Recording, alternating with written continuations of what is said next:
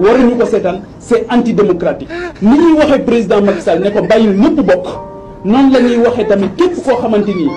tey jii am nga 13 députés à l'Assemblée nationale nga bàyyi le parrainage citoyen aux candidatures indépendantes. ñi boo jël dina jox boo xam ne am nga 13 députés soxlawul ngay dem ci nit ñi di wuti parrainage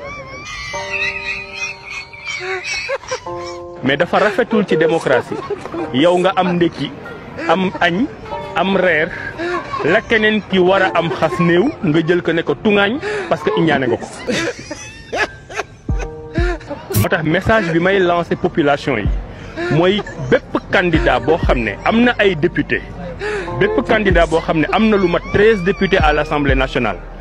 xam leen ne même bu dee moom ngeen àndal moom matal na parrainage parce que bu demee loolu lay déposer et que ku fi jox sa parrainage candidat boo xam ne matal na parrainage ba pare sa candidature sa parrainage du moins poubelle ba ca mbalit ba la koy sànnee ci.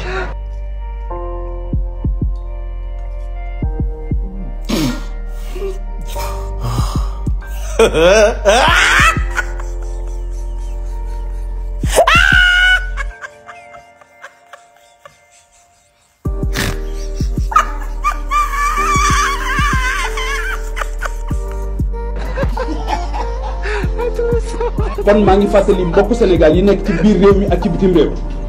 ne leen na ngeen xàmme bu baax ñooñu nga xamante ni tey am nañu soit des 13 députés soit ñu am 420 maires ne doyewuñu parrainage citoyen dara lu dul sabotage ak yàqalaate ndax bañ rek ñi nga xamante ni ñoom la Sénégal am yaakaar ñu bañ a agsi tey ci loolu